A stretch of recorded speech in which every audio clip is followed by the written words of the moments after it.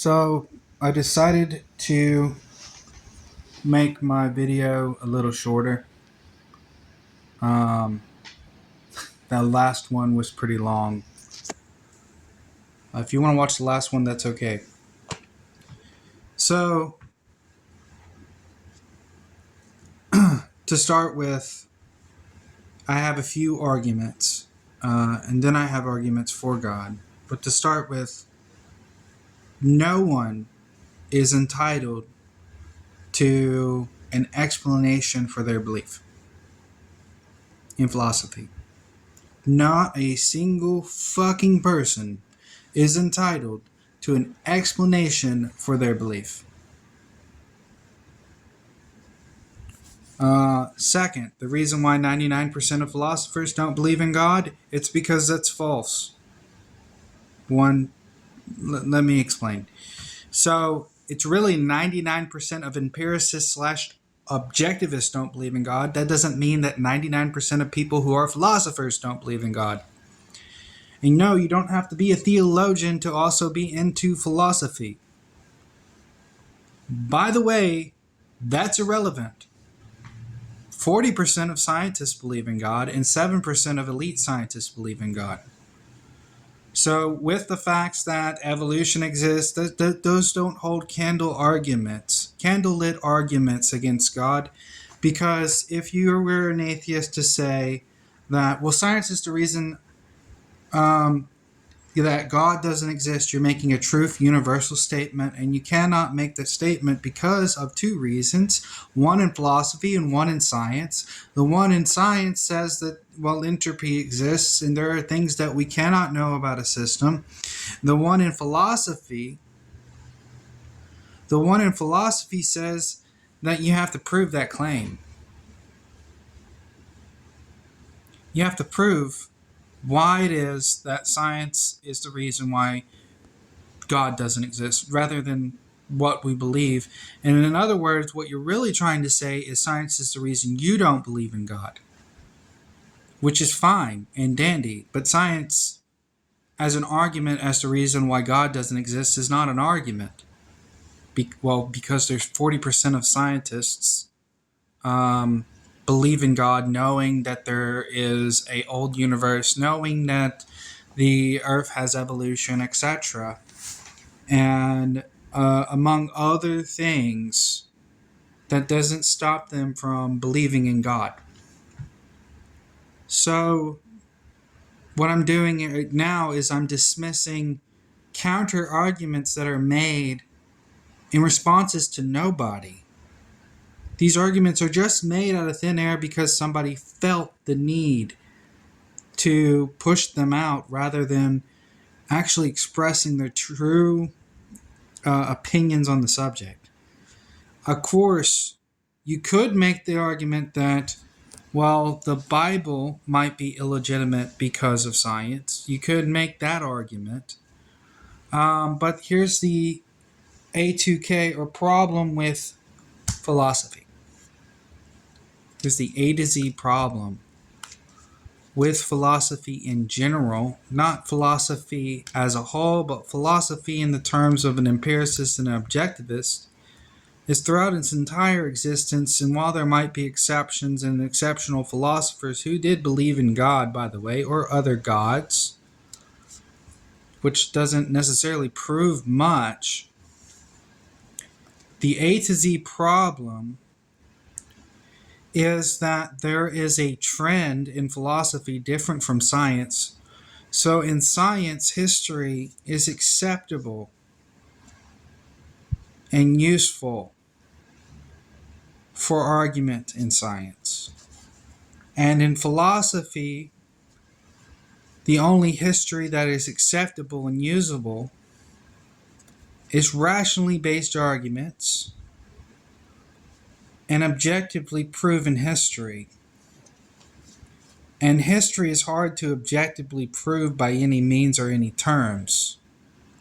So what philosophy tries to do is become the blank slate, which is already proven incompatible with reality. It's not what do philosophers try to do, not what philosophy tries to do. Philosophy is not an entity. It's just incompatible with reality because none of us are blank slates, first of all. There is behaviors and genetics and all kinds of things that we are born and come into this world with. Second of all, we all didn't come from the damn beginning. Excuse me for my French. We all did not come from the beginning. So if we all didn't come from the beginning, there's no way we can start off with a blank slate. That does not mean that we have to believe every piece of information that is historically relevant. That just means that this idea that we have to start from a blank slate in philosophy is not necessarily the case with philosophy. And was not the first arguments in philosophy either. Wasn't the first stance for truth in philosophy at all, starting from a blank slate. Aristotle didn't start from a blank slate. Socrates didn't start from a blank slate. And no matter how much they claimed to have started from a blank slate, they could not even prove that. You cannot even prove that. And so there's dismissal amongst philosophy, and that is why the difference between scientists and philosophers can gap to a large portion where 40%, at least in 2012, of scientists believed in God and prayed to God, and 1% or less of philosophers, more than likely with bias towards empiricism and objectivism, don't believe in God. Because scientists are willing to accept history that doesn't have to be to the nth degree proven.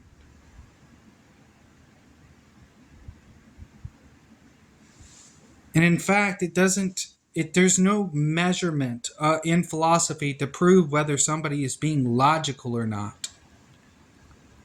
So this whole I'm logical because I'm a philosopher and I only believe things that I can prove without a shadow of a doubt is also ridiculous. It's also ridiculous because if you have to pretty much believe that you can walk forward in order to walk forward.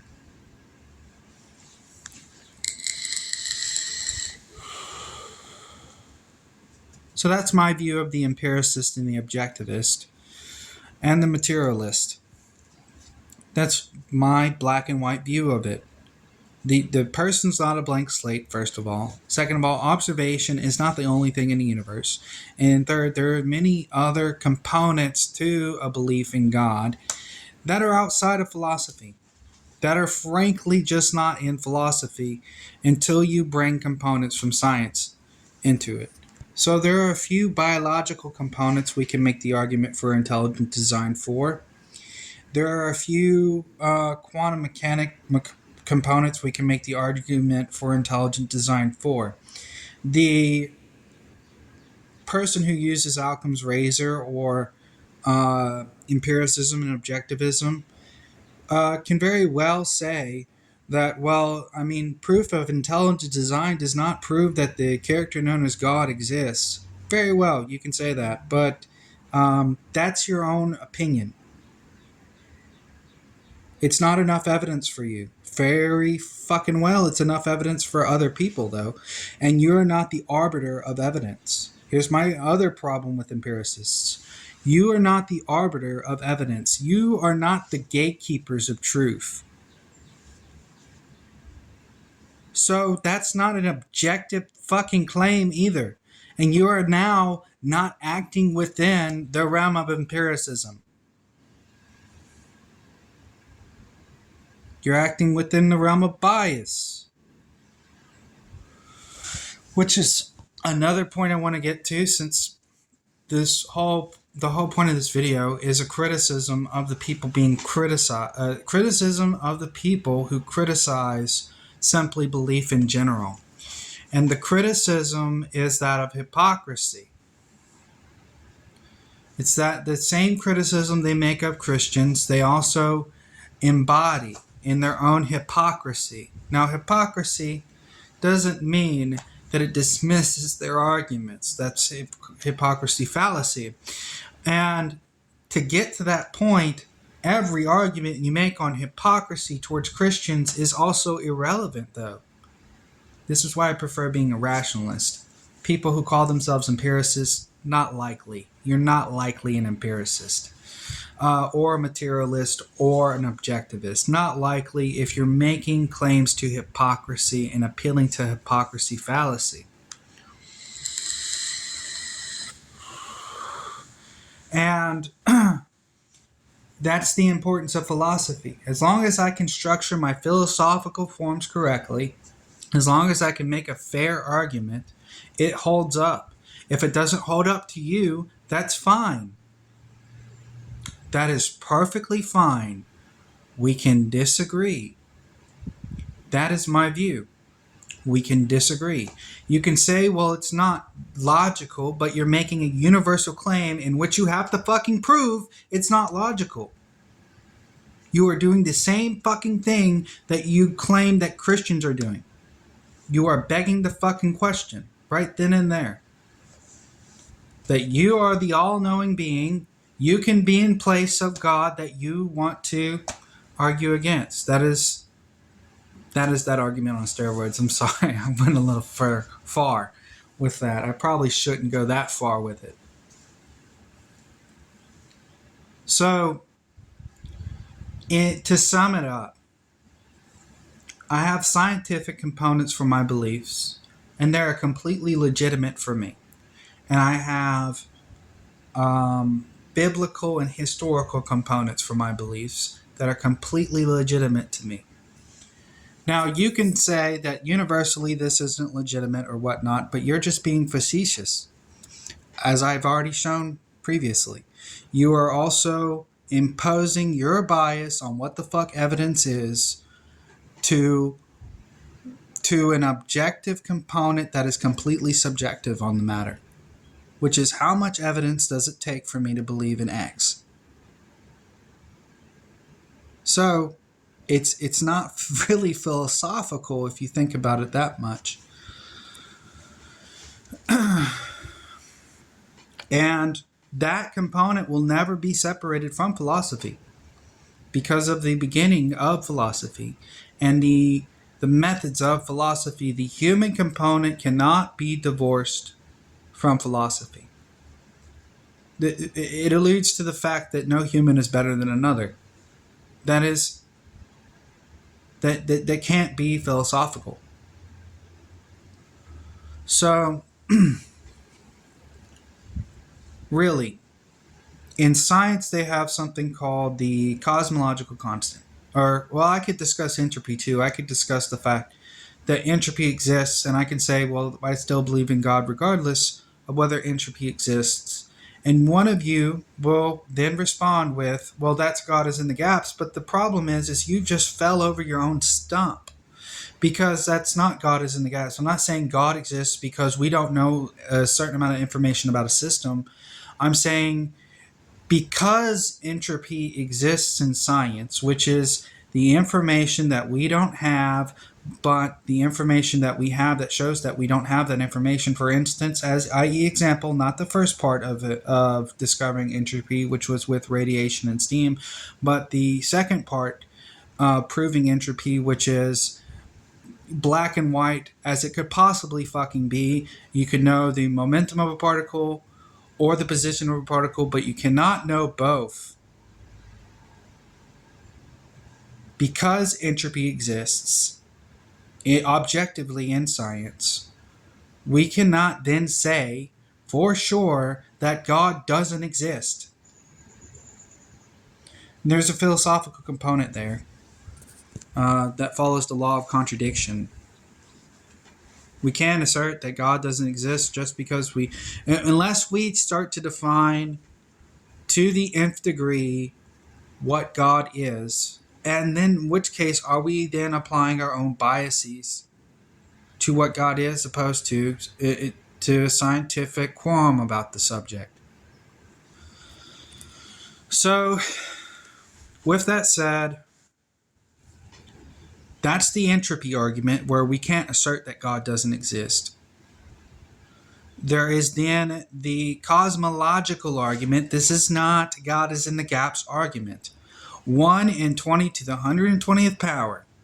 That is the relative randomness that would have to occur for the universe to sustain itself as it does today, and for life to exist and all forces to exist all amongst each other. This is not even an argument, more so is a fact that the universe in its current state is so rare that the probability of its own existence, even though it is technically one because it exists right now today,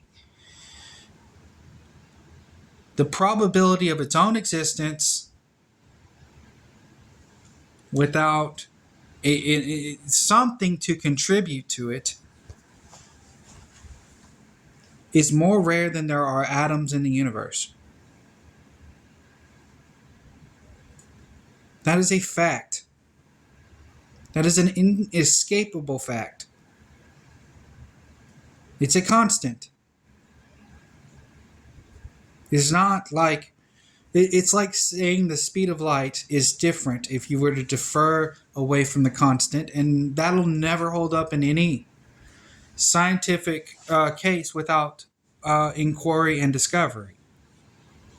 The speed of light is different elsewhere. We could say, but then we start to break down our own laws of fucking physics across the board for universality and across the board for the universe.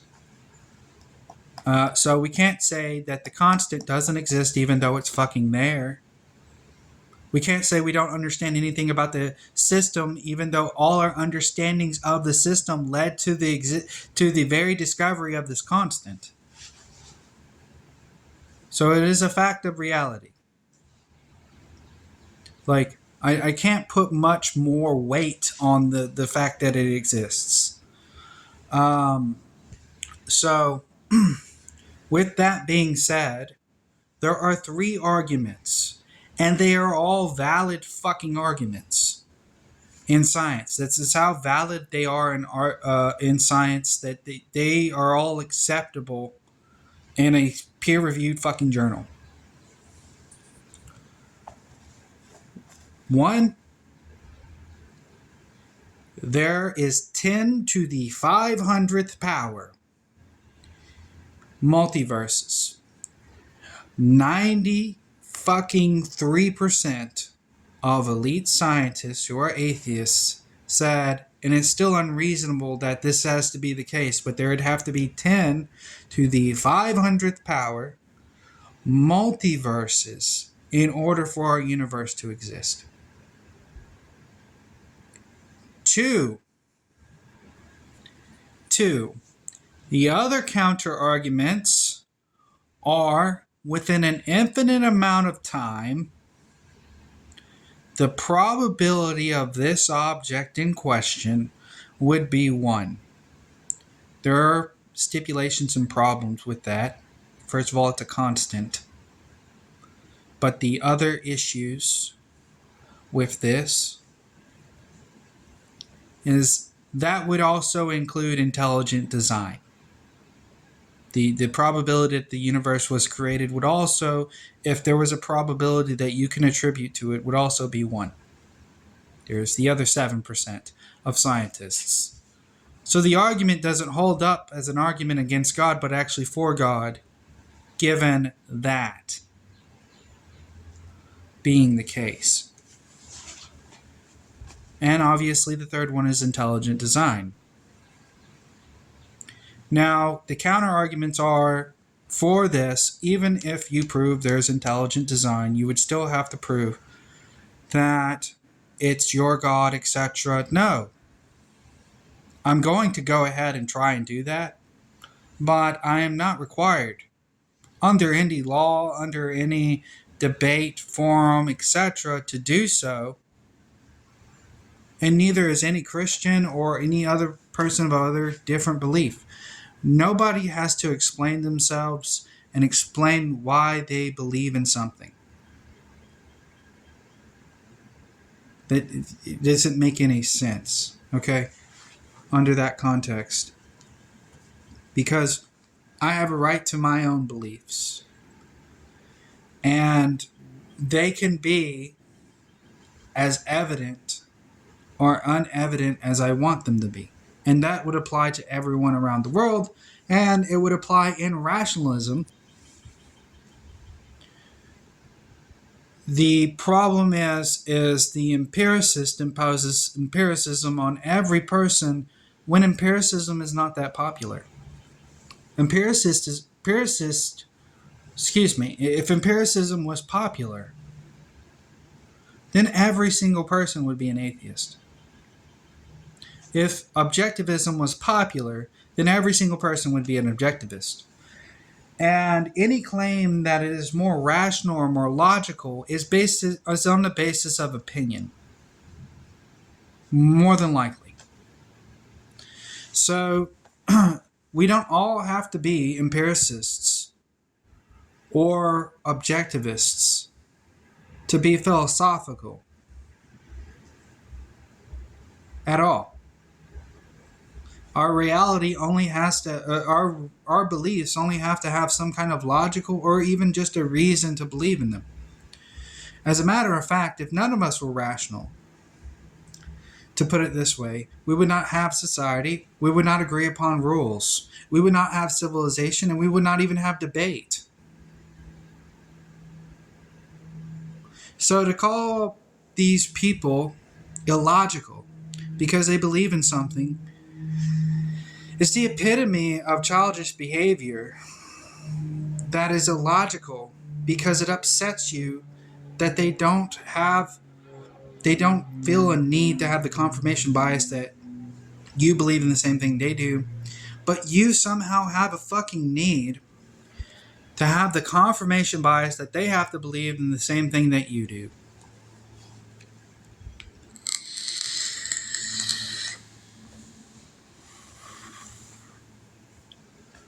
So this is where I get off on the biblical portion and the historical portion. So there's two sides, several fucking sides to the biblical portion. One is that the Bible was written by man, and no, God didn't help them write the Bible, etc. Mankind is imperfect, and therefore we have myths in the Bible. As a matter of fact, that would be relevant to understand that the Sumerians had myths that were inherited by the Jews or the Hebrews. And there's a little bit of historical relevancy to this because even the Sumerians and their deities believed in the Creator. And it would be interesting to note that under all those circumstances, they believed in a functioning solar system. They believed that Mars had a face on it. They believed in the prophecy of Noah's Ark. Not that it rained for 150 days, but they actually have explanations. Excuse me, I'm losing my tongue. I need to get some water.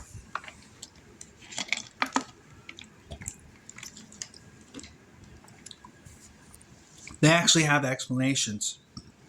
Like, this is something that scientists theorize about. Excuse me. There's a modern day theory that says if a certain size asteroid hits the Pacific Ocean, it could actually cause a tsunami to cover the entire Earth. Not that happened, okay? Not that happened. But in their version of this myth, that is their version. A giant fucking rock came from the heavens. And they didn't even call it heavens. I'm just saying that from the Hebrew context. And hit the ocean and covered the land in water. And the person and peoples involved, two of which had this context from heavens. Had the context from the heavens. Now, this doesn't even have to be real or relevant.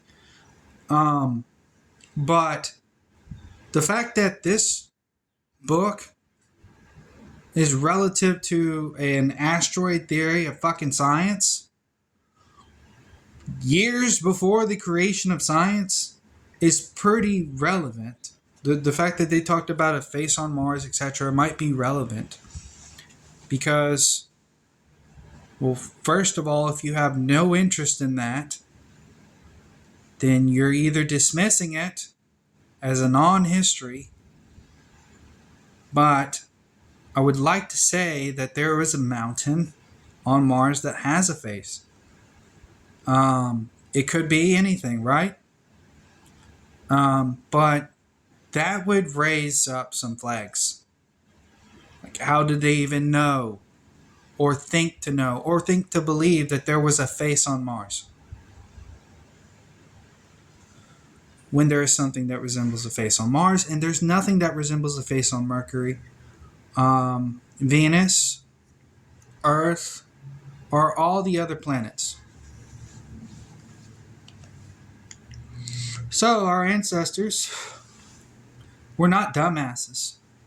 And it's an assertion amongst a lot of empiricists that they kind of were, in a lot of ways. And then there's an assertion that they weren't, but they were ignorant. But they were not that ignorant either, it seems. They were not ignorant to lots of degrees. I mean, they have in Egypt signs that they knew how electricity worked.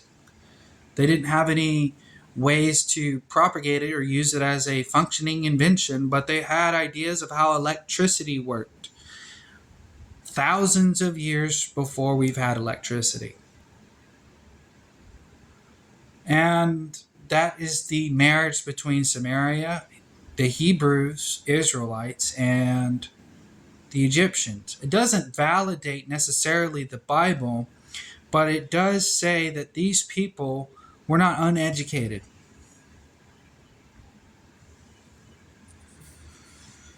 They were not uneducated, and to be very frank, even engineers have issues with how the pyramids were built. I'm not saying that they weren't built; they were built by human hands, but they have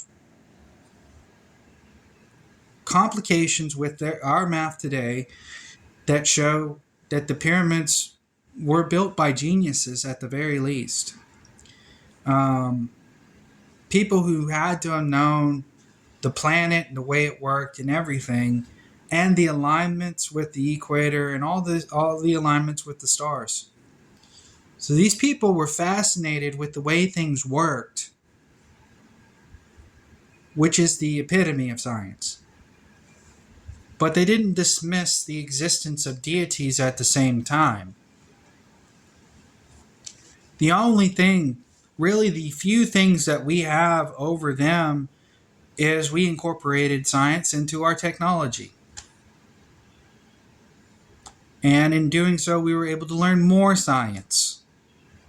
And in learning more so, we even proved some of them right. And so we also know that there is something among philosophers that is very common in today that wasn't that common back then. And that's a dismissal, again, I would like to reiterate, of certain history that is very, very relevant to the way civilization was formed, very relevant to the way it exists. Because you could say, and this is important to me, I hear it said all the time that for most of human history, people were atheists. Like, if we go back to before civilization. But the problem with that is a terrible argument in favor of atheism. And the reason why that's a terrible argument in favor of atheism is because in order to go from savages that might have ate people and raped people and all this other stuff,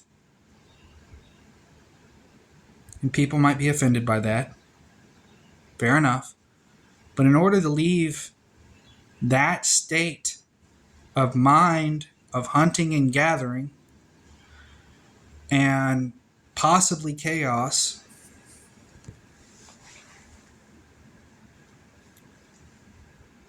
we had to accept societal rules, some of which were on the basis of religion.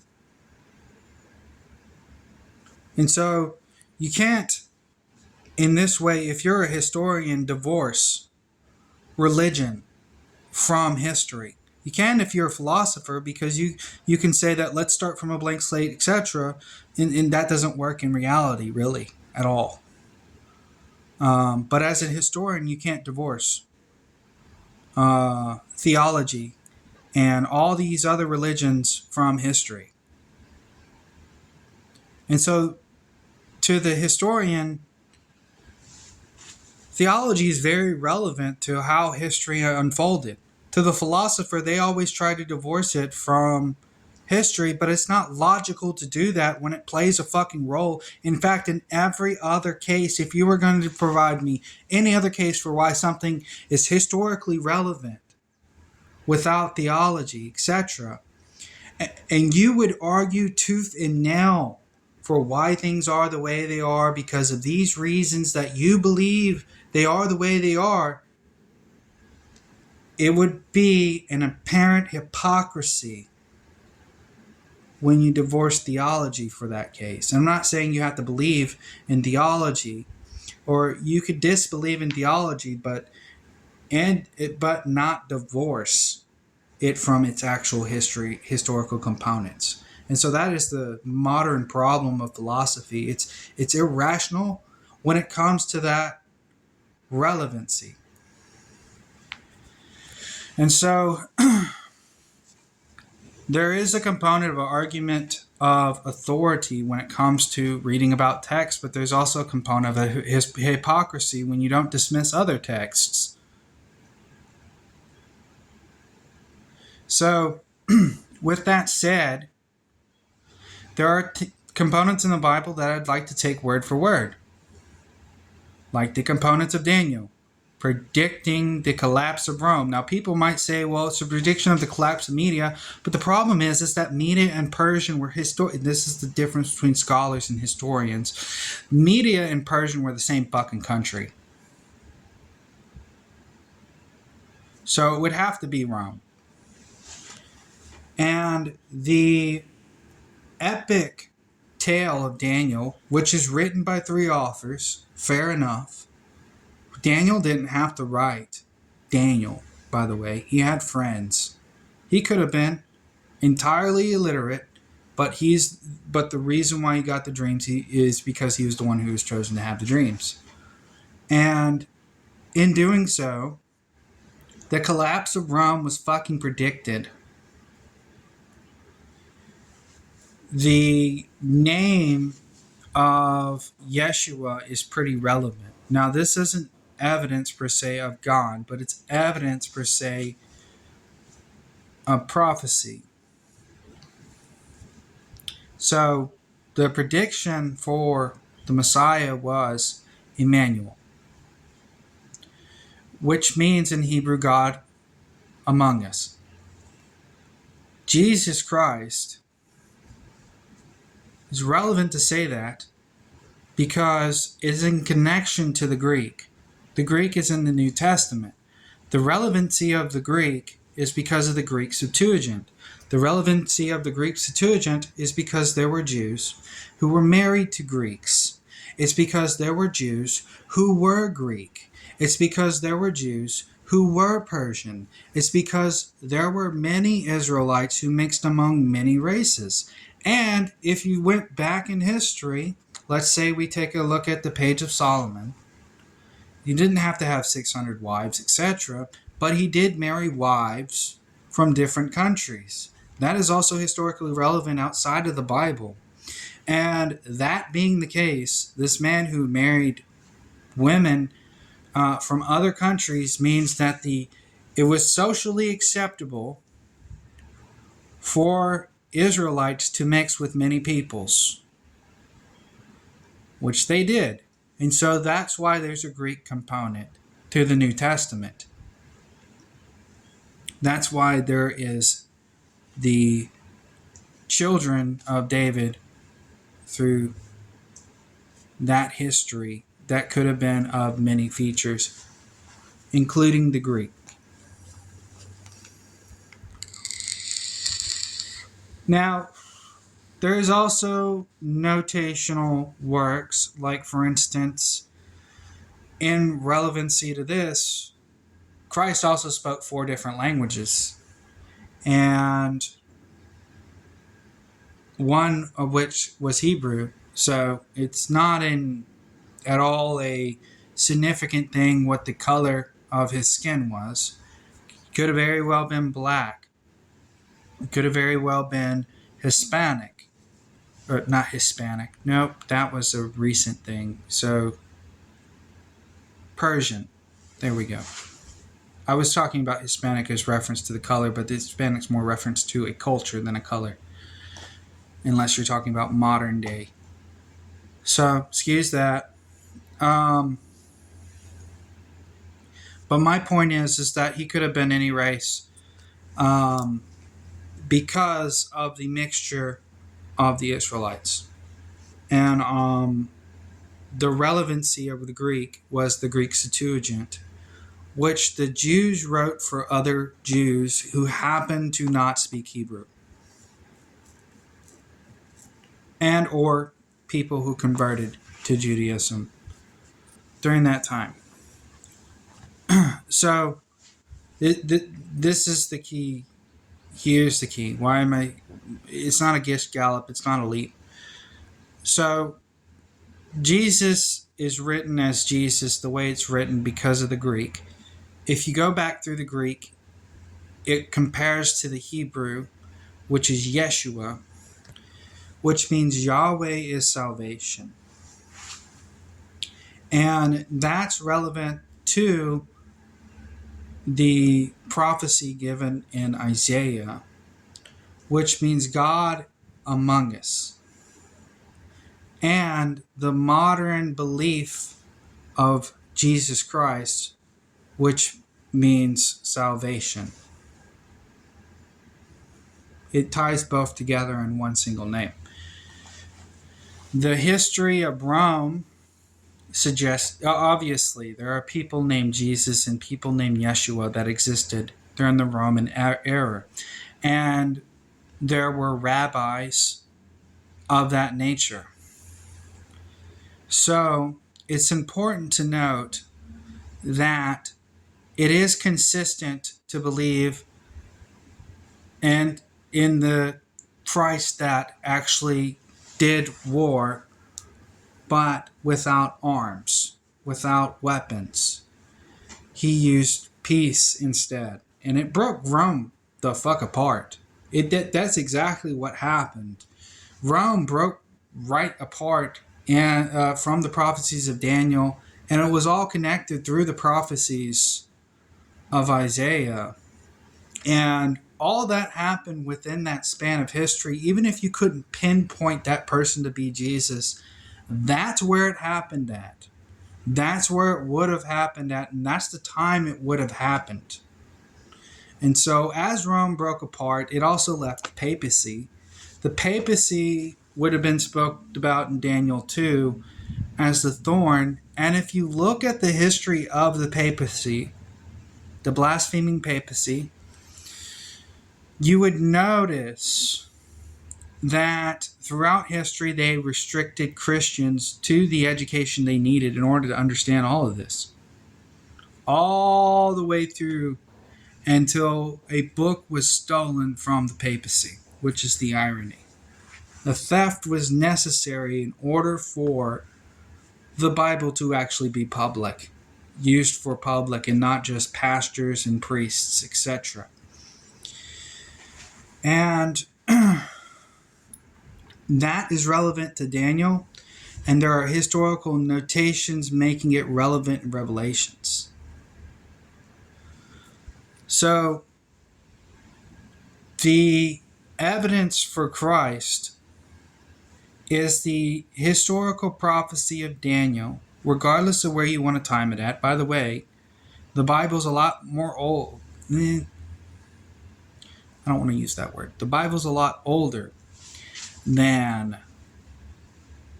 what people assumed as scholars and historians And with this latest discovery, they discovered that the oldest text goes back 1000 BC, whereas we thought the oldest text was 300 or 600 BC. And that makes the Bible much older than was assumed by atheists. So, if you want to talk the relevancy of Revelations being debated about in 400 AD, the book itself can be much older than it is assumed. And that would make Revelations relevant, even though we don't have the necessary evidence that it is as old as Christians think it is. Because if it's as old as Christians think it is, which is a little bit of an if, but it's not that great of an if, then it is relevant to the existence and evidence of Christ because it is a living prophecy. Now, we could talk about vagity, etc., but again, that would still fall on your own chest. That would still fall on your own chest because you could say, well, it's not enough evidence for me. That's fine. It's enough evidence for me. Because there's no objective necessary standard for evidence in philosophy. And if you were to attempt to make that, you would be forcing your own bias and will on what people should and should not believe. When you yourself are a person, you cannot handle that power. It would make you a tyrant. So that's the relevancy, is that Christ actually, from full appearance of history and full appearance of the Bible, with the context of what we know, which isn't a whole lot, but it is enough, it appears that that happened. Now, you could argue that, well, we can make the arguments on miracles then, which is the path that a lot of people like to take. So if we make the arguments on miracles, we could say that, well, I don't believe in miracles because of science, which again is irrelevant. It's irrelevant because you're imposing your belief in science onto me rather than making or trying to make that an objective universal truth without evidence. You cannot then say that miracles cannot exist because of science. That's like saying God doesn't exist because of science, when entropy very well shows that some of these things can occur and some of these things do exist, or can exist, excuse me. And in doing so, I can say that without the knowledge that miracles exist, without the evidence that miracles exist, only on the basis of what I know that these prophecies occurred, that is in and of itself a miracle. And if that is in and of itself a fulfilled miracle, then I would be fine in logically assuming that Christ performed miracles. With what abilities that I cannot describe in science? Just because I cannot explain or describe them in science, does that mean it did not occur or did not happen? And just because there are myths in the Bible with men who wrote, etc., about men who wrote the Bible and placed myths in it, just because men did that and men do lie does not mean that the entire book is irrelevant or it is all a lie. And so that's for the atheist who believes, who was once a Christian that believes that it's all a lie because they believed in the Bible with a really messed up expectation, which is that the men who wrote the Bible were somehow God and wrote it perfectly. And that is not at all implied throughout the entire book or text. In fact, many of these books are titled with the author's name or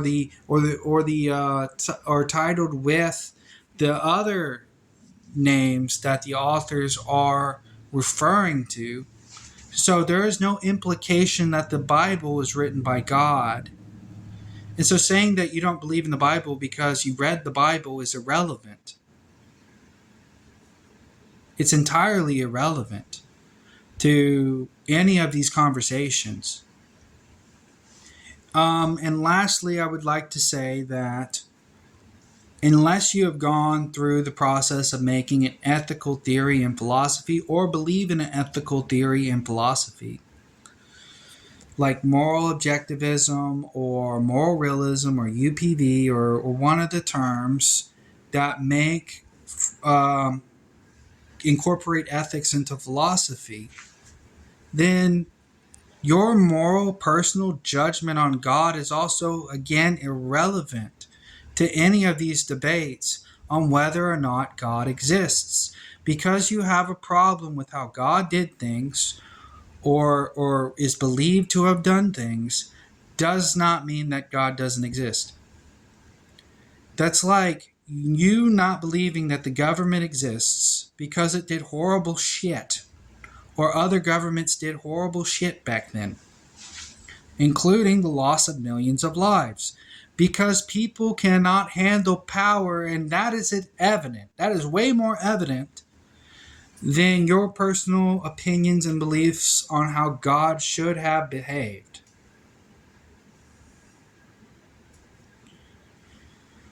So there it is. Your personal biases do not assert a disexistence of any kind. And you have to face those problems on your own. I am not obliged or to face your fucking problems for you. So that is my counter argument to the moral arguments against God. And one also, being intuitive, knows that most of these moral objective arguments with suffering or otherwise consequentialism and UPV associated with biology and the human being itself. Another is that people could have lied about God, which makes it irrelevant to even talk about. And finally, another is that you do not know all the reasons for why it happened. You do not know all of the reasons for why such and such happened. I'll give one example here, Sodom and Gomorrah. We do not know all the reasons, if it happened, why it happened. All we know is the name of the city. We do not know that God blew up a whole city because of just sodomy and homosexuality. And in fact, when asked the question, if you believe in context this part is true and you have a problem with it, when asked the question, God said if there was 10 righteous people there, he wouldn't have blown it up. If you do not believe that God exists and God didn't blow up Sodom and Gomorrah, it's irrelevant to the conversation because you don't even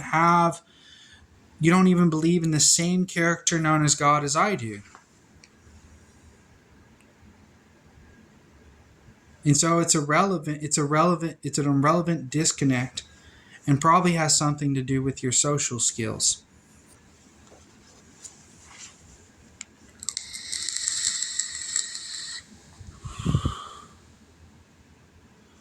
So the moral arguments are not worth a damn to me as far as God is concerned. As much. They are not, because most of the moral arguments, even though there is moral relativism and objectivism and consequentialism and UPV, they're not relevant counter arguments to God, because it doesn't matter what your opinion is on the subject matter of whether or not God did something moral or immoral with that context. And second, every Christian already believes that no person, man, should have the power of God, which is the reason why Christians reject large swaths of the government in the first place.